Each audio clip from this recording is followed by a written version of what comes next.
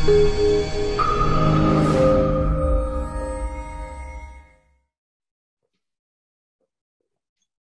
everyone.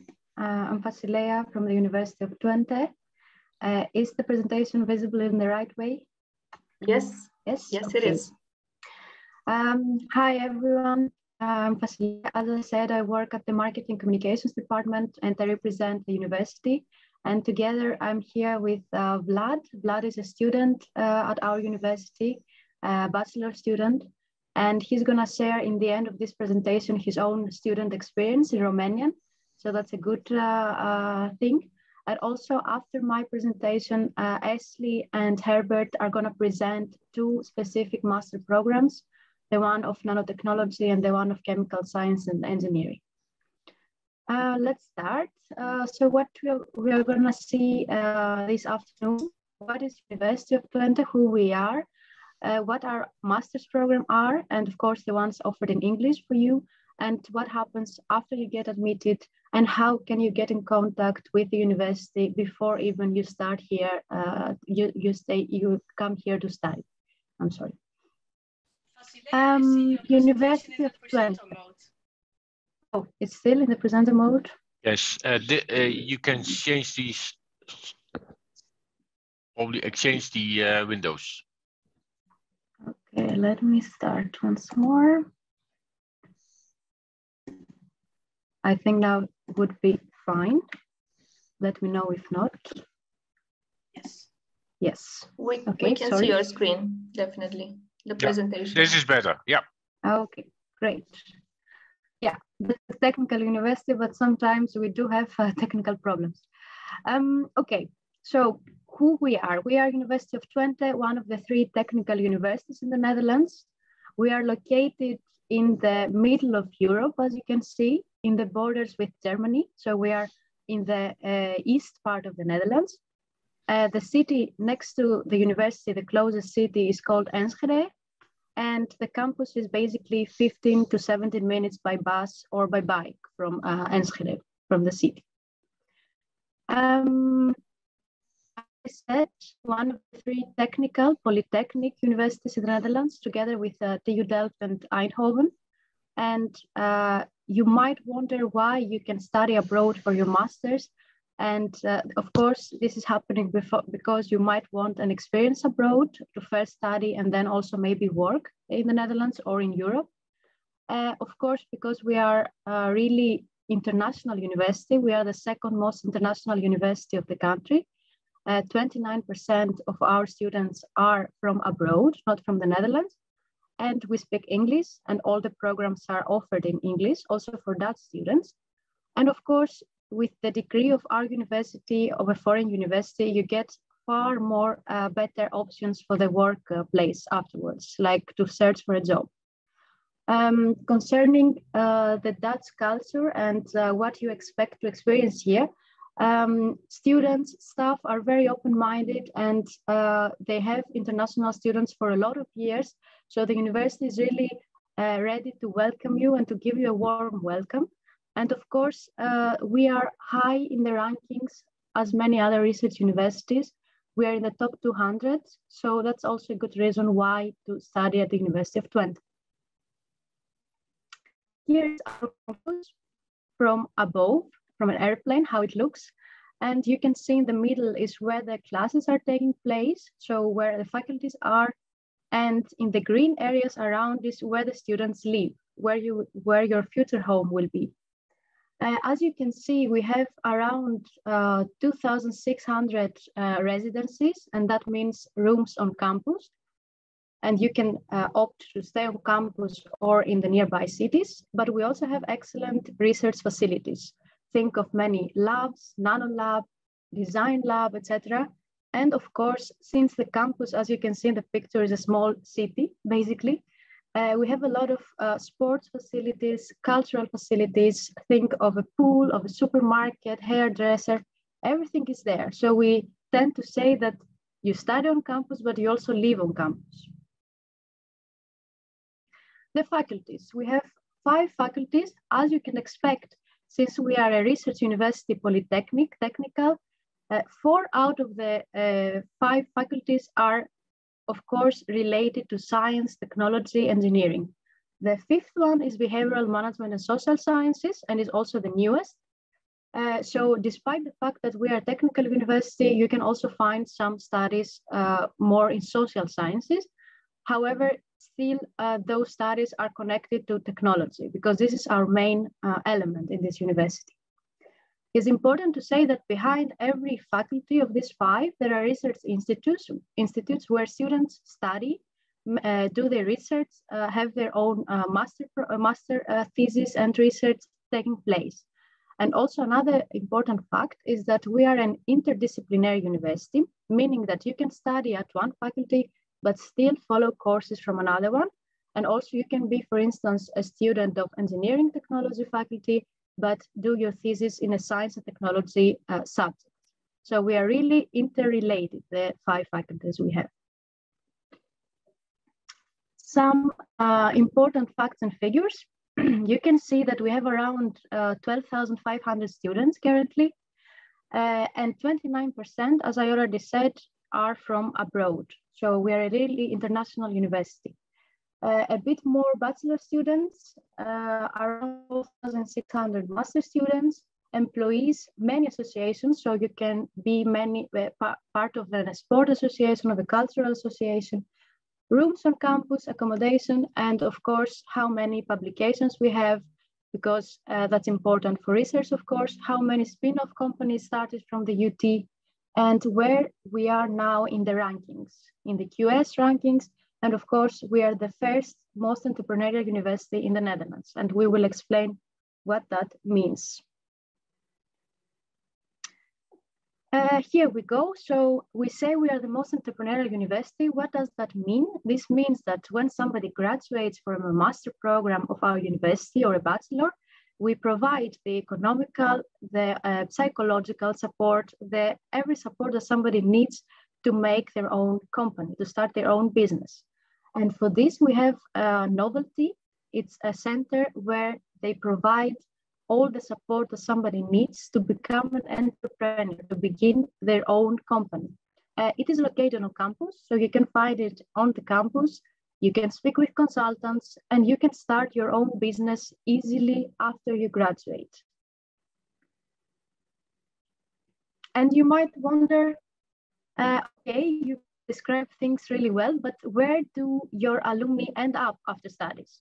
In this map, you can see where our 54,000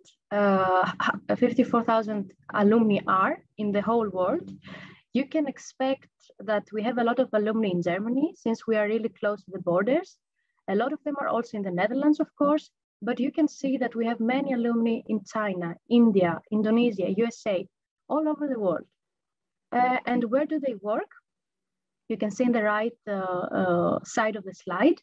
They work in big companies like Philips, DNO, ING, the bank. Many of them, you know them already, but they are also entrepreneurs. And when we say entrepreneurs, they are really into making new businesses themselves. And we are proud to have the student who was studying at our university started the booking.com. All of you know the company, might have booked holidays or hotels with that. So the alumnus was an alumnus of Twente who started the booking.com company, and as well as the takeaway.com for delivery.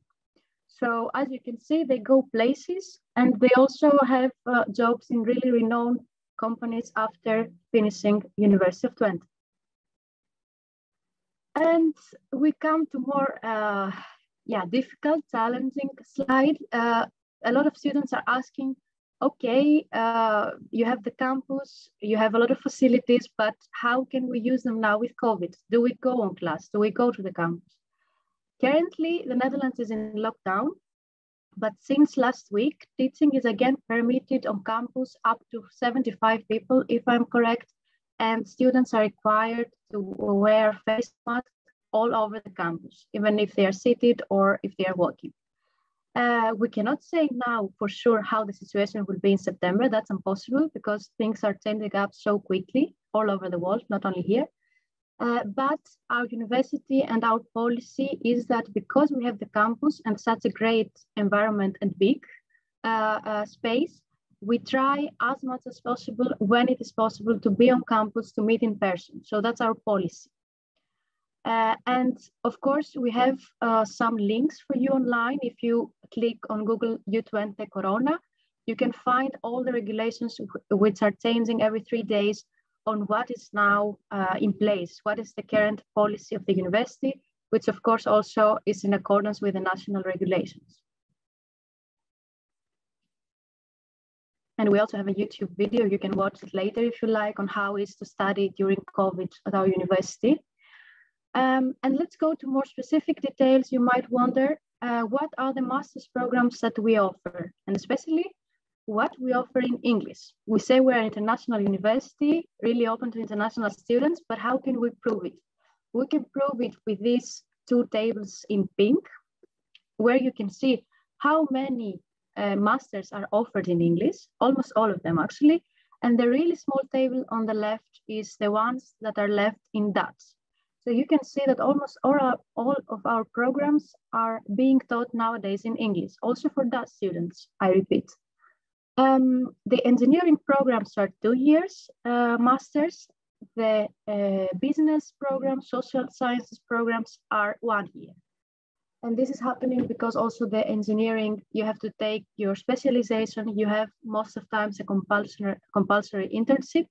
So that takes more time. What are our admission requirements for Romania? How a Romanian bachelor student can enter a master student at a master program at our university? You should have a bachelor degree of 3 years, diploma de licenza. I'm not sure if I'm pronouncing it well. And you should have graduated after 2005, which is the case. Other than that, you should speak good English, of course. Everything is being taught in English here. The communication is in English. And of course, you have to write your research paper in English. And that's why we accept IELTS, TOEFL, or Cambridge. And of course, depending on which program you are applying to, you might be asked to provide a portfolio or an abstract of your bachelor thesis, etc. Important slides about money. What are the fees at our university? As European students, you have to pay around 2,000, not around, it's like fixed price for next year, 2,209, and that is per year. If you go to a 1 year program, you pay this amount. If you go to 2 years program, that applies per year. And for the faculties of ET, Engineering Technology, and EMCS, you also have to pay an application fee of 100 euros in order to start your application. Afterwards, this amount will be refunded when you are finally enrolled. And sometimes you have to follow a pre-master before your master's. And we're going to say what is a pre-master in a bit. When do we start? Our masters start twice a year, every September and every February. The deadline for September is the 1st of July to apply, and the deadline for February intake is the 1st of December. There are a few exceptions for some programs, but most of programs have those deadlines. And what is a pre-master? In many countries outside of the Netherlands, students are wondering what a pre-master is. It's not a common term. So you only apply for a master's every time you apply for your master's. And then the admissions office are seeing your application, your transcript of grades, etc. And they decide whether you can directly start your master or you need a pre-master. Pre-master is a semester that you might have to follow before your master's. And this happening normally is required actually when, for instance, you have some different bachelor and you have to switch to another master. For instance, you studied psychology, but then you would like to do a master's in marketing. So then you have to follow a 6-month pre-master. You pay per credit for the pre-master, so per EC, European credit. And yeah, as I said, if you start your master's in February, normally the pre-master, if needed, will start in September. And the other way around, if you start your master's in September, the pre-master will start the previous February. We do offer scholarships.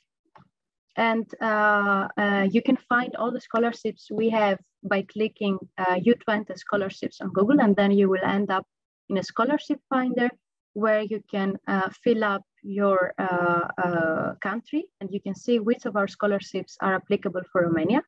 And since last year, we have a new scholarship, a NAN scholarship, which is from National Nederlanden and is applied to data science masters. So you can check that out as well. It's a new scholarship.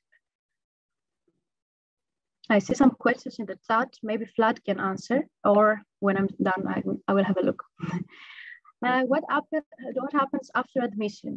Because many people might say, okay, I got admitted. What comes next?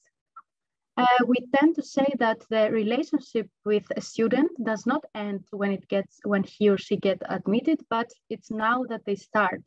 So the university tends to stay in contact with you even after your admission. What do we offer? We offer help with housing. For instance, we have a lot of websites where you can find how to find a house, how to apply for housing on campus or at the city. We also help you with insurance. The first introduction week before you start, you can come here, apply for the introduction week, and we help you to get a health insurance here in the Netherlands, or if you're from Europe and you are under 26, you can have your European Blue Card, which represents the insurance you have in Romania. And of course, we provide support. In many cases, we have psychologists on campus, we have doctor, we have dentists, we have everything you need. And you can also learn new languages, for example, also Dutch, and in a really affordable price. And you can be part of over 100 student associations. So the university gives you all this wide range of opportunities on what to do after you get admitted and after you come to our campus to study. Housing, a big issue. I'm not gonna lie, it's a big issue in the Netherlands. Especially the last years, students are struggling to find accommodation. What is our advice? Start looking for a house early. Don't leave it for July or August if you're about to start in September. So as soon as you get admitted, visit all the links we provide, visit agencies online, and find a home before you come to study here. That's really, really urgent advice nowadays. It's not only for us, it's for all the universities in the Netherlands. You can go to this site if you click U20 accommodation online and find out how to find a room. You go to bachelor or master student, and then you can see all the possible links we provide on how to arrange your home, your future home. Important slide, how much will it cost you to be a student here? Or how much will cost your parents in case they pay for you. And we made a small calculation. Like, of course, everything is really subjective in this case, but on average, we expect you to spend around 2,000 euros a year without the fees.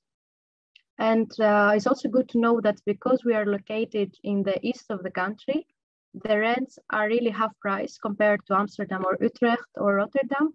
And Enschede, the nearby city, was voted as the most cheap student city in the Netherlands in 2019, with an average 305 euros per month rent.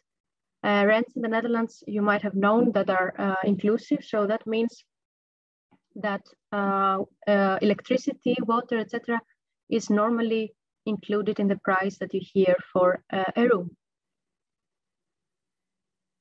I'm sorry.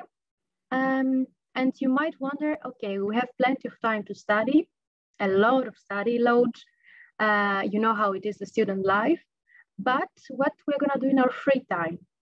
I can assure you that you're not going to get bored here. We have many sports associations, as I said. You might have a look in the pictures. It's from different sports that are happening on campus. We have a relay race, a climbing wall, lots of sports like even the sport of Harry Potter. And we do have also outdoor facilities, swimming pool, indoor, outdoor. So a lot of things to be part of. And as I said, Enschede is the nearby city, 15 to 17 minutes by bike or by bus. It's a student city with a lot of restaurants, cafes, bars. Enschede has around 150,000 inhabitants. So as you can expect, it's a city which has it all. And it's located, yeah, as I said, 15 minutes from the campus, the University of Twente campus. Introduction week, really important. You know about it, don't worry at all. And you pay a really small fee, around 30 euros, I think, for the whole introduction week. Of course, partially was offered online nowadays because of COVID, but it also happens normally on campus. It's around 9 days for bachelors, around 5 days for masters. It's basically the week before the courses start, and it's really advisable to be part of it because there are, of course, some formality market during the introduction week. You get to know the municipality, to get registered here, to get your insurance, to find your faculty, but there's also much fun. Parties, student parties, activities, sport activities. It's basically where you meet your future friends and you get to know the university in a really smooth way. Many of you might wonder, how can I get to know more about this university after this presentation? So we have created a website for you all. It's called Study Choice U20 if you Google it, and you can find many ways to come in contact. You can, for instance, sign up for an online open day. It's a sort of a webinar where you can see many presentations of programs. You can have a virtual campus tour. You can talk to our staff, to our teachers, admission office, or even current students that you would like to talk with from a student perspective. You can visit a taste a day. You can also sign up for a student for a day. For instance, if you planned your own trip to the Netherlands for a concert or whatever, you can also say to the university, hey, I'm in the Netherlands those days, can I also pass from the campus? And we can arrange a really nice program for you, a daily program. All of those are for free. Our advice is, we know that students are doubting between a lot of universities, and our advice is, please visit all the universities you have in mind. See which is the place for you to go. You can feel it for yourself before you come here. We also have a summer school. Of course, as you might expect, the last years happened online because of COVID, but this year is planned for 14 to 23 August. It's basically 10 days where you are being taught some courses. You can pick a course in the themes that you can see in the slide. These courses represent, of course, the disciplines of the university. Professors of master's or bachelor programs are teaching in these courses, so you can have an idea of what the university offers. We are very proud to have a growing Romanian community. Vlad can say more maybe. And we do have our own Romanian association at the university, a really active association. They organize a lot of cultural activities and also a lot of parties. You can be part of it if you are a student here. They are really great and they have a really active board. I'm not sure if Vlad is part of it. He can say it in a bit. We do have a mini website in Romanian. For instance, if a parent who doesn't speak English or even yourself would like to see in a mini website what the university is about in Romanian, we have created that for you. You can click utwente.edu/Romania. We do have Vlad, who is now with us today, but also he's on social media on our Facebook. He can answer you questions via Messenger. And he also posts interesting stuff that are happening at the UT for Romanian students. For instance, a party that is happening or an info day, etc. Everything in this Facebook page specifically for Romanian students. We do have also a more general international group on Facebook. So if you click Facebook groups UT International, it's basically a closed group where all international students post their questions, chat with each other. It's for all University of Twente international students. And now I will give the floor to Vlad. He is a Romanian student studying for his bachelor's in business and IT. Vlad, the floor is yours. Thank you so much. And if you have more questions, please put them in the chat and I will try to answer there as well. My Romanian is not so good, but I will try in English. Vlad can help you in Romanian. Welcome, Vlad. Okay, thank you very much. Can you hear me? Yes. Ok. Bun. Bună ziua, numele meu este Vlad și sunt student în anul 2 de licență la Business Information Technology. Astăzi o să vă prezint pe scurt câteva aspecte din experiența mea de student aici. Pentru început, aș dori să răspund la o întrebare pe care o primesc destul de des. De ce am ales Olanda? Păi, în cazul meu, răspunsul este destul de simplu.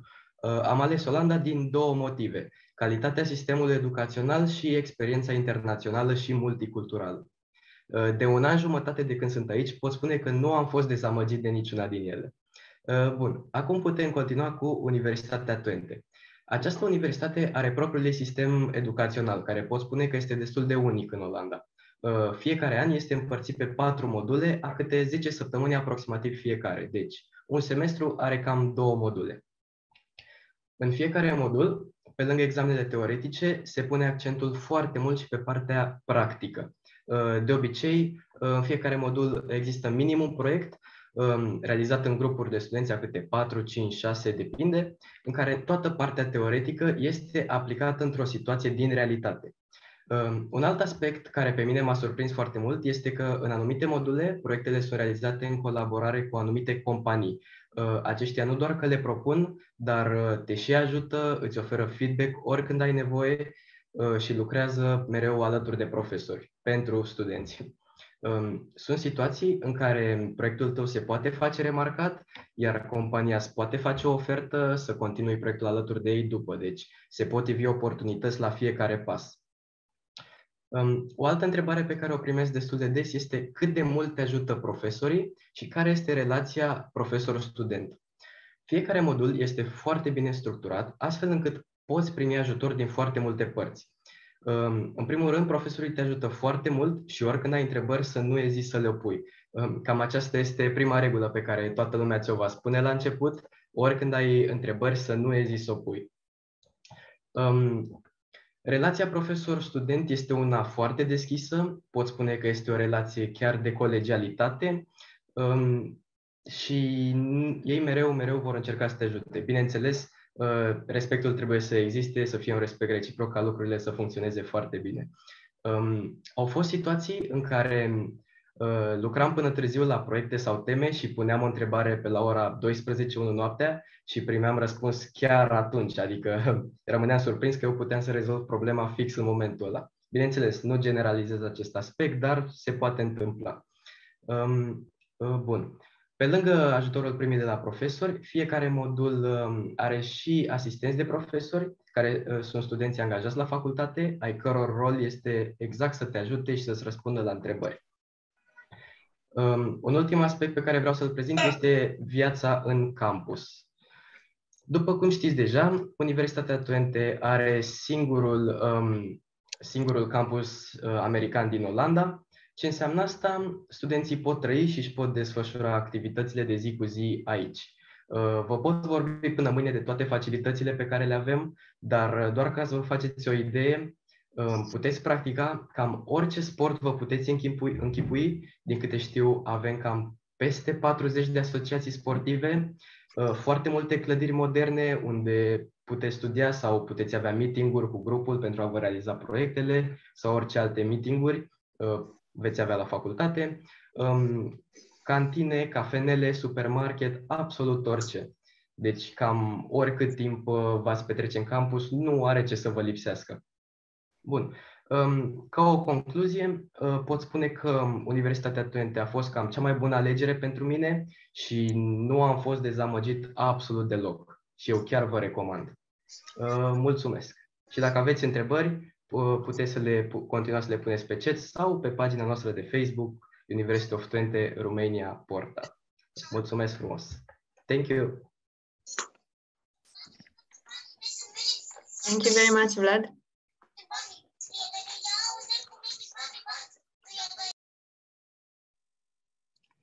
Then I guess it's my turn, right? So let me start sharing the screen.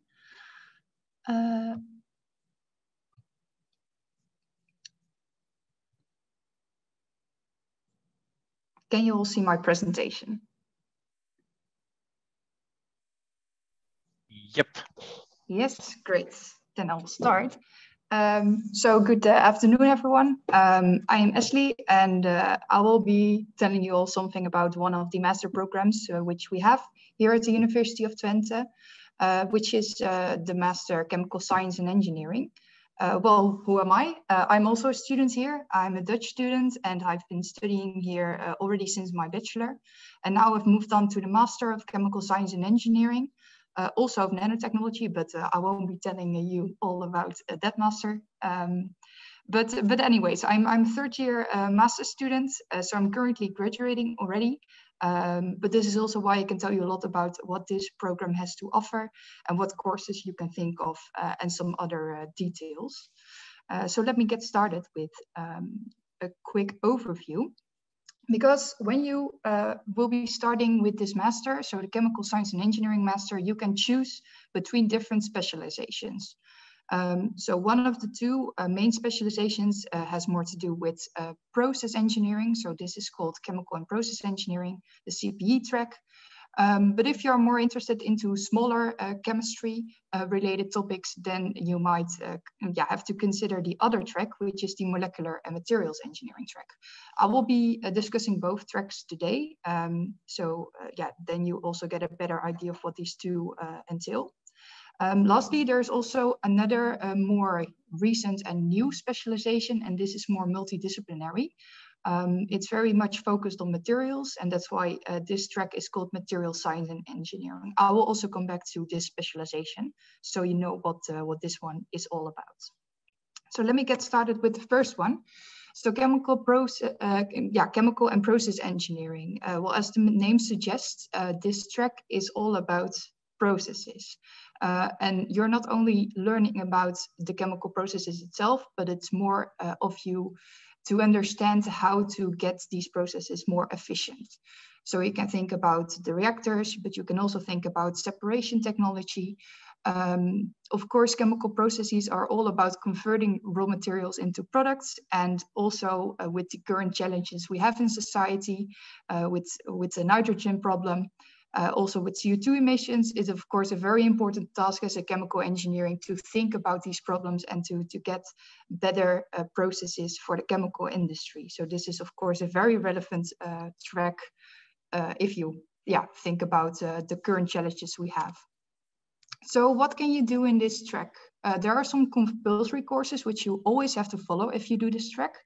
One of the examples that we have in this track is, for instance, the course on catalysis. Then you learn all about what catalysis is. Very interesting course. I did it also myself. But you can also think about chemical reactor engineering. So really, getting this conversion going on, but also the separation processes. And one of the courses that I personally like is the so-called PPD course, so project plan design, and here you work together with companies actually to make their processes more efficient.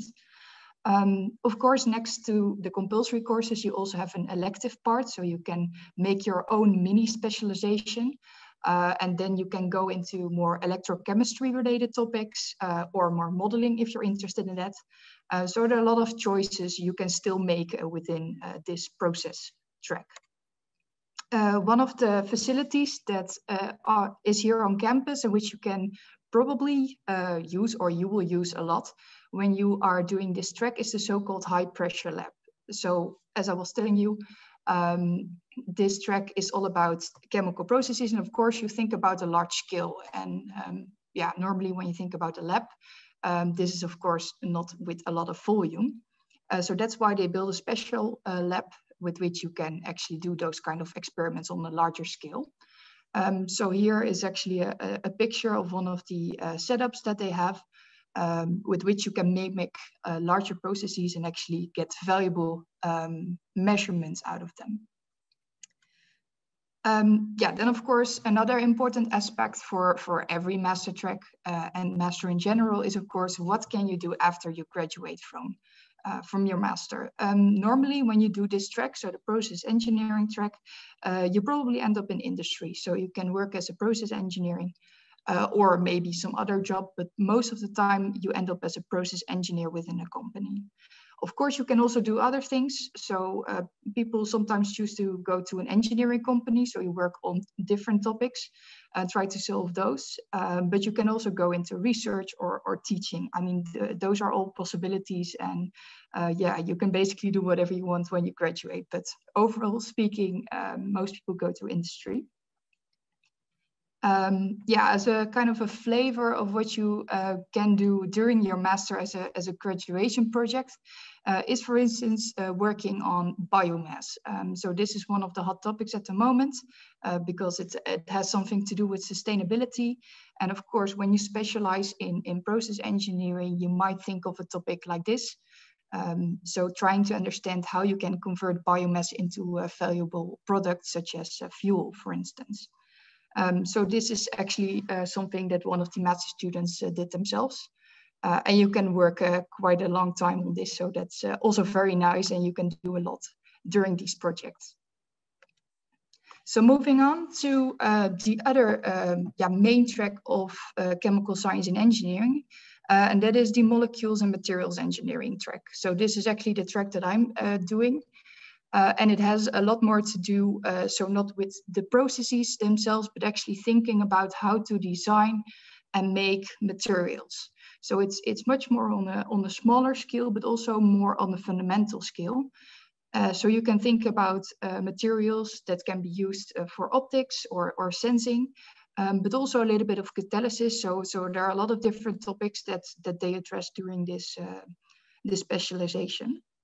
Yeah, and you can also, of course, do very dedicated synthesis, but this is not really common for this track. Again, a short overview of the courses that they have in this track. So you learn a lot about characterization techniques, because this is, of course, very important when you're making materials.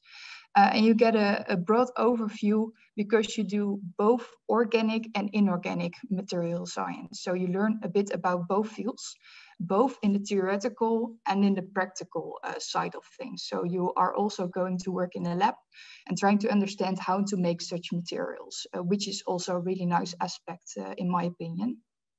Again, you can go and choose some electives. Also here, there are a lot of possibilities. So you can even take some courses of the process engineering track. But some other courses you might think of is electrochemistry. You can do a lot with polymers, but even going into the nanoscale. So nanomedicine is actually also a course you can do, which is pretty nice in my opinion. Yeah, one of the facilities that can be used here is the Nanolab. So the Nanolab is actually a very bright red building, in which they do a lot of interesting research, because here you can actually work on very tiny scale. I won't go into too much detail because actually it's much more belonging to the nanotechnology master, but it's still nice to highlight. But here you actually have a clean room in which you can work more on the molecular scale, which is of course very nice if you want to work in a precise way. And this is also available for people who are really specializing in this field. So we as students can also go there and do some experiments.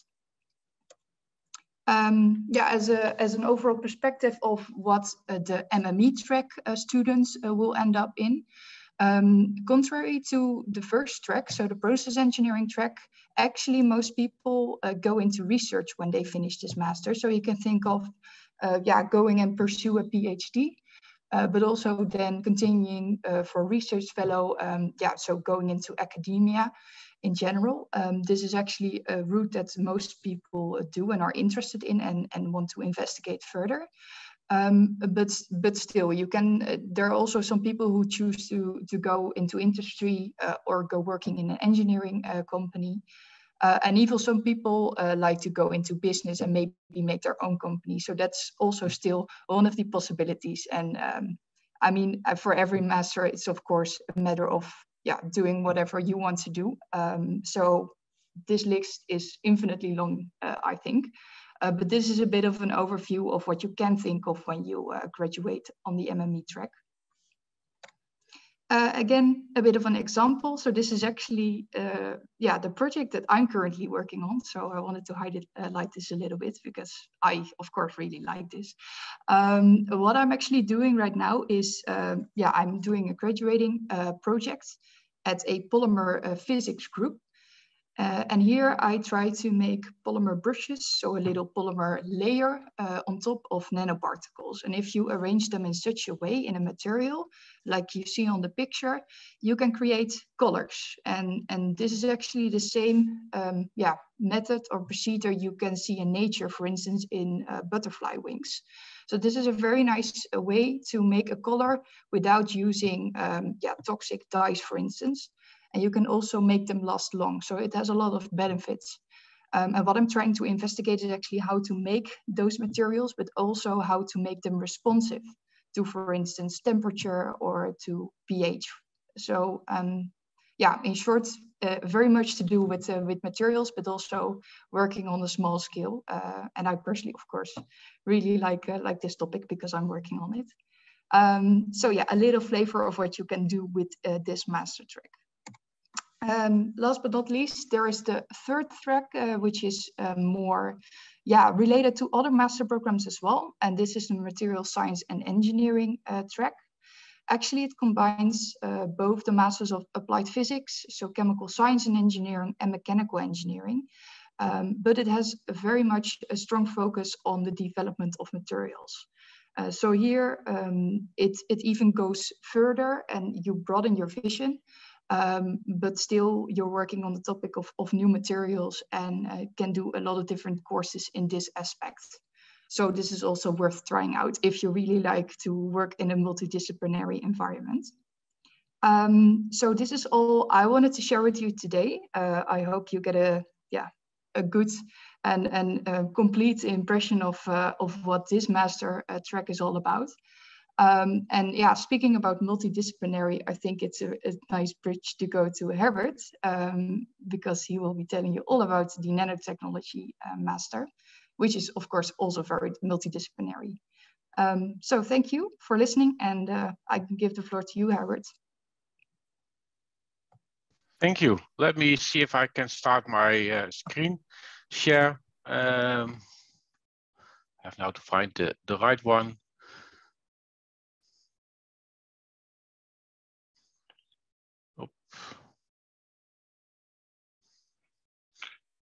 So let's see.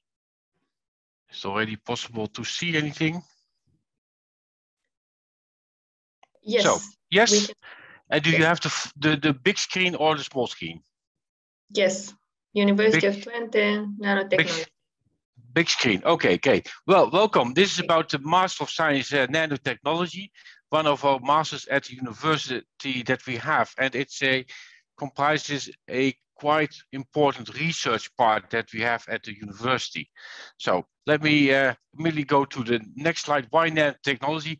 It's a very cutting-edge research field. It's probably one of the most cutting-edge research fields that we have had for the past 2 decades. It's a manufacturing technology. It's about making integrated circuits, data storage, catalysts, batteries, membranes, microfluidic devices, coatings. It might be even coatings on cars, car windows, etc. But there's a lot of things to do in there. Nanotechnology itself is a very unique program in the Netherlands. It's namely multidisciplinary, it's quite international, and uses state-of-the-art facility, as you can see the clean room that we have here in Twente. That's possible because we have a very close connection to the Mesa Plus Research Institute. And the Mesa Plus Research Institute, I will come back to that in a moment. Also important is we have a good connection to a large number of spin-off companies. About 50 companies started from the Mesa Plus Research. Of course, not the booking.coms type of firms, but certainly also at this moment, medium-scale businesses are started at this university. So that's one thing. Now, why I specifically named the Mesa Plus Institute for Nanotechnology? It's one of the largest institutes in this world for nanotechnology. It has about 36 research groups, and that means that we have over 500 researchers. And it ranges, and that's really unique in the world. It ranges from applied physics to chemical technology, electrical engineering, biomedical engineering, mathematics, and behavioral science. It gives a full picture of nanotechnology, whereas most institutes in nanotechnology only have one or two of these areas inside. Of course, it's always good to mention that we have 1,200 square meters of nanotechnology, but the Nanolab itself is not only the clean room facilities, but it's also all kinds of equipment for fabrication and characterization surrounding this clean room, because sometimes even the clean room is not clean enough. Now, we have fully equipped fabrication and material characterization labs. And what does it look like inside? I have a picture of this. This is a lithography stage, for instance, very important. And actually, students will have to spend a week in this lithography stage to learn about lithography in a clean room environment. Other pictures of deposition equipment you see over here, but also of analysis equipment is in the picture. Nanotechnology itself, it's a 2-year program. So like most, all the engineering masters that we have at the University of Twente, actually in the Netherlands, they are 2 years programs. English taught, and we have around 20 students every year. Class sizes vary from 10 to 30, 40 students. Why? We have a lot of courses that we join with other programs. So it's that you're also in a mixture of for students. Now, we hope that we prepare you for a position in an interdisciplinary research environment, either in academia or industry. And that's quite something to do because it means that we have to educate you both as a researcher as well as an engineer that applies this knowledge. Now, how do we do this? This is what we do by lab courses, and also have you train and gain experience in nanofabrication and the characterization tools. We introduce you to lithography tools, as I always said, and a very unique feature that we have is the design project. We actually ask students to sit in a group and design a sensor with nanofabrication design rules. Of course, first of all, you have to think yourself first, what do I want to measure? That's a very important stage, because from that you develop the sensor. Now, it can be that you have simply a sensor that is able to use as a very small mid-infrared spectrometer. But of course, last year we also had a group that wanted to develop a COVID sensor. Of course, this is all what you want to do. Very important in this is we, of course, ask you to validate your design and to look at entrepreneurial aspects. Is there at all a market for something you think of? Because, and what would then be the cost price of an item if you would try to sell it? And is that a market price that is relevant? So it's the whole thing from idea, design within the fabrication rules that are possible to use for a certain plant, up to, is it possible to get to earn any money with that? Now, actually, these are things that we have at this university. Of course, the university is strong in thinking of new ideas, developing how to produce this. Production itself is typically done in different locations, but also entrepreneurial aspects. That is why we have so many spin-offs working this, because students have been thinking of how can I sell this. Now, we do this in 3 different teams in nanotechnology. That's the application of solid-state matter, nano-engineered devices, and biomolecular and molecular matter. And I will give a few examples of what we call these things. So first of all, application of solid-state matter. Application of solid-state matter is, for instance, brain-inspired nanosystems. So there, and the example is what you see in the left upper corner. There's a very small structure. It's in silicon technology. There's a material, there are gates on it, and actually by a clever aligning of these gates, you get a rather interesting device that is namely able to recognize different numbers, and can recognize numbers from 1 to 10, 1 to 9, including the 0, of course. Now, that is a very interesting one, that you can simply do this with only 8 electrodes and a very small amount of material without very specific things. That is what we call brain inspired. It's has some appearance inside, which looks like how your own brain works. There's some intelligence inside. Another example of this is, for instance, energy conversion and storage materials. Batteries, of course, are very important. And certainly at this moment, we have a lot of lithium batteries. It's not the lithium which is important. It's the counter electrodes, the anode and the cathode material. That is the very important thing why typically a battery is not functioning that long. And actually, we have a group that works a lot in optimizing these cathodes, the anodes, the both sides of the material. Why? Well, you want to have materials that make that you can charge your battery very rapidly, can decharge it rapidly. Well, fast charging, of course, is why when you have, for instance, a car battery, you don't want to stand for 8 hours at a station to have enough battery capacity. You want to do that in 10 minutes. But the moment you have this, typically materials degrade a lot. So you want also to be able to do this 100, 200 times, at least 1,000 times. And what kind of materials are for that? Now, materials are developed for that, and they are developed by looking at what makes them fail and learning from why they fail to improve the materials. Nano engineered devices is a very interesting thing, because this is typically where we try to use nano phenomena and try to apply this in a new type of device. And what kind of devices are these? Well, they can be, for instance, nanofluidic devices, and nanofluidic devices are typically used in lab on a chip. So you want to have a very small lab sitting on a chip that can analyze a very tiny amount of fluid. That amount of fluid can, for instance, be a droplet of blood, but can also be, of course, very different types of fluids. And you actually use different other fluids with which you can probe the fluid you're interested in. You have different possibilities for different sensors that you can apply to measure the amount of ions that are inside, or to look at how transparent it is at certain optical frequencies. And they can all give you information about what the specimen is that you have inside.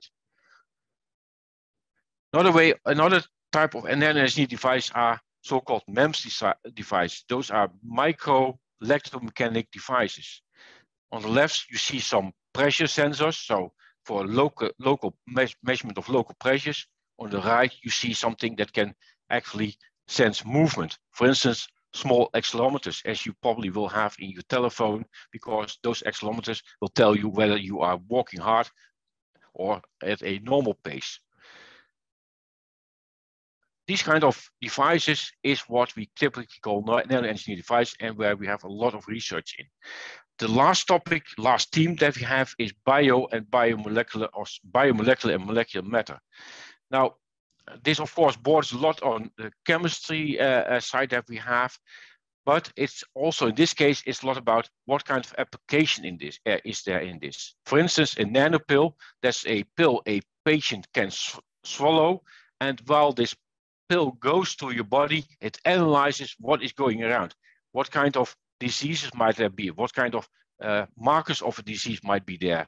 It's also about an electronic nose that makes an analysis of your breath, because your breath contains molecules that can indicate certain diseases. Of course, it can also indicate whether you have had a little bit too much alcohol, but can also be used to detect COVID, types of cancer. That's all in the breath. And what you then need is, in this specific team, is you have to develop molecules that are sensitive for certain molecules in your breath that indicate this is the disease that you might have. And the more molecules, of course, there are, well, the more unlucky you will be, but still, this is what you can do as a very early warning system. Have these molecules, make them specific to certain molecules that can be in your breath, and with that, you can make a sensor. And making the whole sensor, that is also a very much a nanotechnology thing to do. Now, what does our program look like? We have 2 years program. This is our first year. All our students, we asked to do courses on characterization and fabrication, so that you know how we make devices, how you can make that, and how you can characterize them. We want you to work in the Nanolab characterization and fabrication so that you actually do experiments.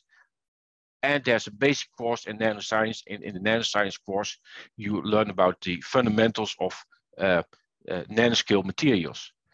There are electives, and these electives help you to specialize in what you want to go to. Design project, I already talked about. This is where we really say, try to use your knowledge and develop a new idea.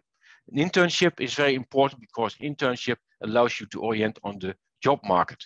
In the second year, we have again electives, and there's the master thesis project, which takes about 2/3 of a year, 40 EC. And that includes a societal embedding part. Now, what are your career perspectives? Actually, 50% of our students continue with a PhD, 50% will continue directly in industry. So it's really balanced. And this is also reflected in the program where we both want to educate you as a researcher and both as an engineer who knows how to develop nanotechnology devices. So whatever you want to choose, you will be educated in both of these areas. And that certainly in the nanotechnology area, these areas are often very close to each other. Where do students go to? Our alumni, Philips, of course, is a possibility, but a large majority now goes to ASML because ASML is is a hard firm, one of the firms at the heart of nanotechnology because it's by now it's the only company that makes lithography instruments that can be used for making small scale devices. Shell, of course, is a possibility, but there are many others. And spin-off companies in our direct vicinity are also quite happy to receive nanotechnology alumni. Now, admission for non-UT students, you have to have a bachelor diploma in a relevant discipline. So physics, chemical engineering, electrical engineering are typically relevant disciplines. We always see what's possible to meet because what we want you to have is knowledge on relevant topics. Calculus, quantum theory, material science, solid state physics, those are typical things that are in there. English proficiency is of course important, and as part of the admission process, if you pass the basic requirements, we'll have an interview with you. And what might you expect that we ask in this interview? What do you expect from the program? What are your interests? Please introduce yourself, talk about what you did in your bachelor, possible deficiencies. We can work them around them. You already heard about the pre-master that we have, but the pre-master is only one way to get to deficiency, because it can also be that it's only a very minor deficiency. And it can also be that you already covered content that we offer in the program, and also that is not required to do again. And all kinds of other issues relevant for you. For instance, what is the Netherlands like? We get, of course, students from China, from South China, who always are in a more tropical climate, and then the Netherlands is rather cold, and you probably are more accustomed to the possibility that it also can go below freezing temperature. But if you have never seen snow, this is an amazing fact. So, but still, what is it like in the Netherlands? Accommodation, all these kinds of things we can go through. Now, if you're interested, there's lots of ways to make connections. One of the most important things I have to add is, well, I can imagine that you say, well, I'm not here especially for chemical engineering, nanotechnology. We actually have open days, and we have in November, we had open days, which were online, and you can still view the recordings of each of both our bachelor and master programs for these online open days that we have. And typically they are about an hour introduction to the program. Usually also lots of students that talk about what they experienced, and it's great to watch them. So with that, I'm going to give it back.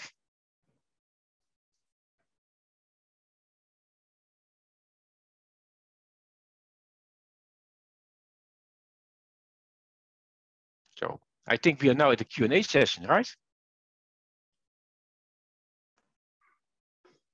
All right, thank you very much for your presentations. If anybody has any questions, you can turn on your microphones and you can ask directly the participants from the uni. There have been some questions that you already answered in the question box, in the chat box. But maybe if you still have any inquiries, this is the time. Hello, may I address a question? Hi, Alina, sure.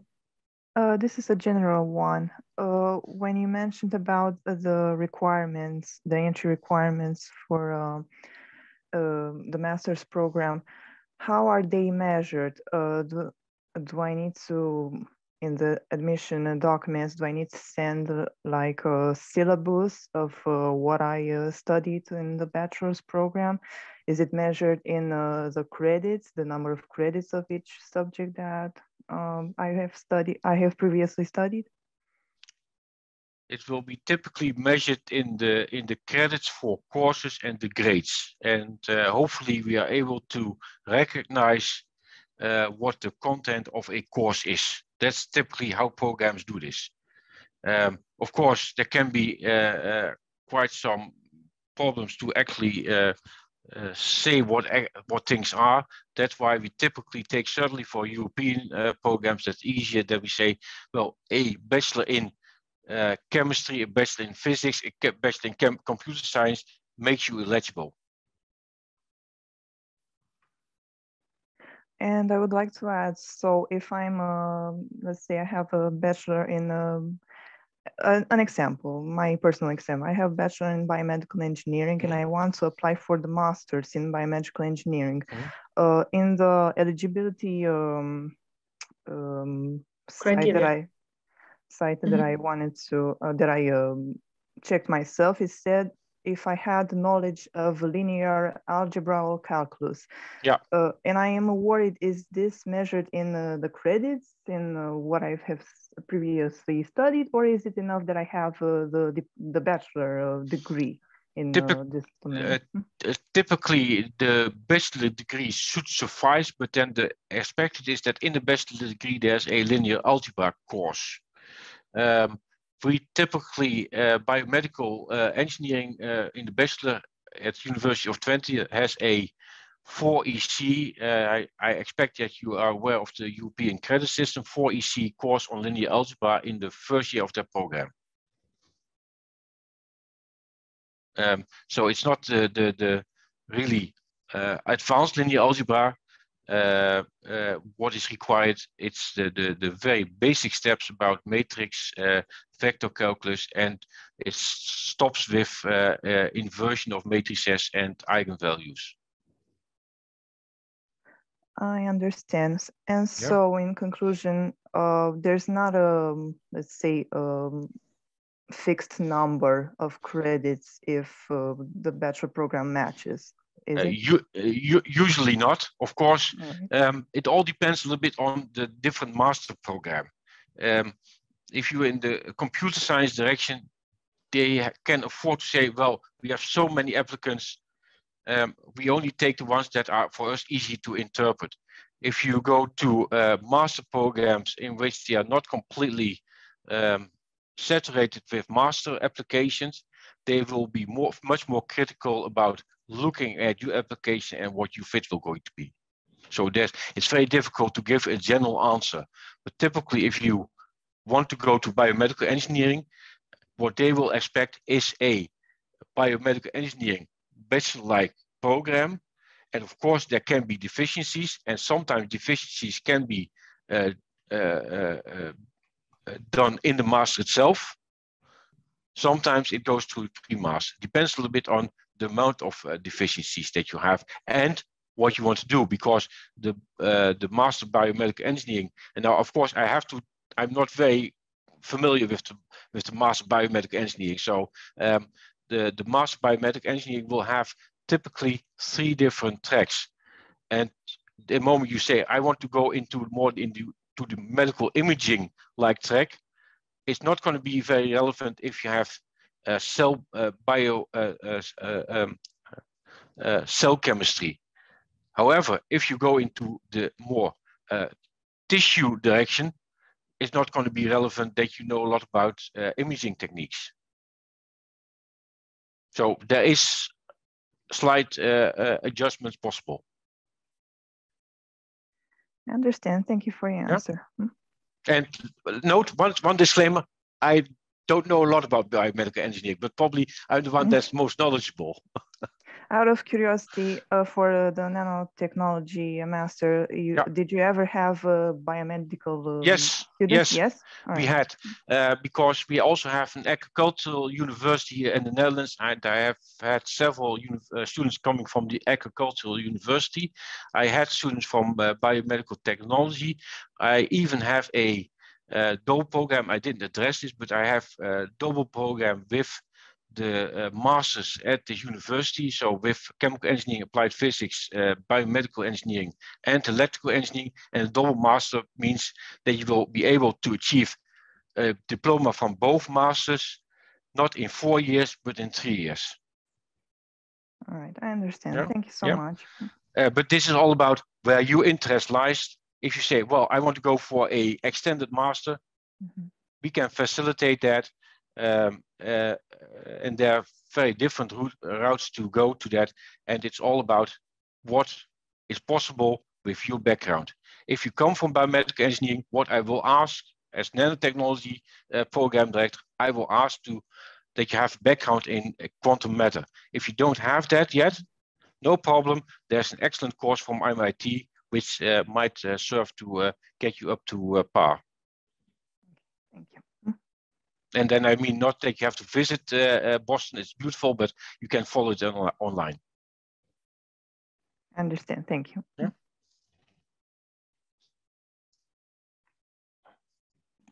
I also see quite a few questions about the numerous fixtures.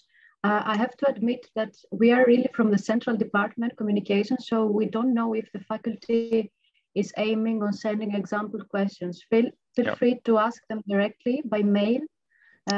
Because you might are in contact with somebody from the faculty there to let you know what the regulations are. It's really a new thing, so everything is being tried out for first time. Exactly, and that's the Bachelor of Computer Science now has a numerous fixtures. That's the first time they will start with numerous fixtures, which means that they have to make a way how to determine who is eligible. For the masters, it's a different story. All masters have a possibility to admit and to exclude. Programs in the Netherlands do not have a number of seats available, except when it's numerous fixtures. So, for instance, if for my program, nanotechnology, I typically have 20 students, but if I have 50 students that would fulfill the criteria, I can simply say, next year I have 50 students. And now I see Simona smiling, so so we don't have restriction in that sense. It's simply about eligibility and what we can cope as a university or as a program with. Except for Bachelor Computer Science, actually also the Bachelor Psychology and the Bachelor Technical Medicine, we have a restricted number of students that can enter. And there will be some way to do this, to determine this. Motivation letter is a great thing, but will probably not play a large role. Why? There are students who let their motivation letter write by a different person, and we cannot check that. And that would be not a very fair thing. And you can also understand that, especially motivation letters, we know this from medicine. If your parents are doctors, it's much easier for you to write a good motivation letter when you, in contrast, when you do not have that kind of surrounding. So we don't trust motivation letters that much. It's always nice to hear.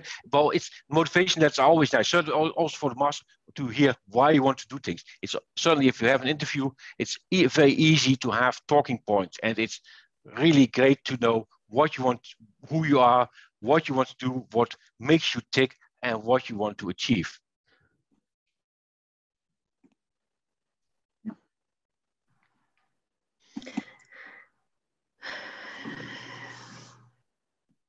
Are there any other questions? Yeah, I had the same.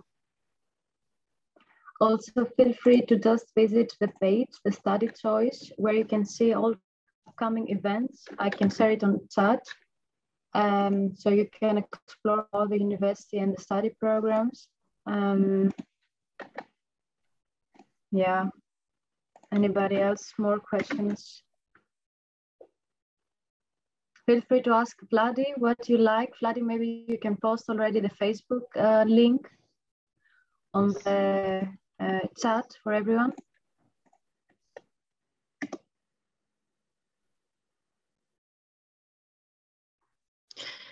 Also, maybe if you have questions after the webinar, we can ask the university. Yeah. We as a representative, or even yourselves, you can email the faculties in person.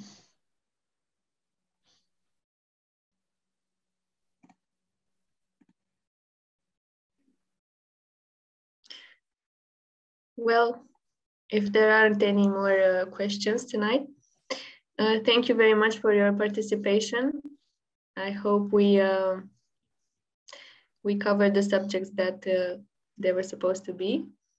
It was a very interesting one, I must admit, with the subjects in technology. And looking forward to hearing from you in the future as well. Thank you all. Have a nice evening. Thank you very much. Thank you. Again, you can write to Edmundo if you want to apply. I will leave our email address here.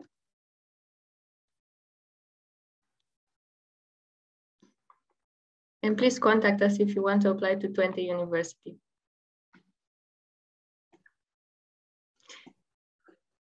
Thank you again. Have a good evening. Thank you very much. Have a good evening. Thank you.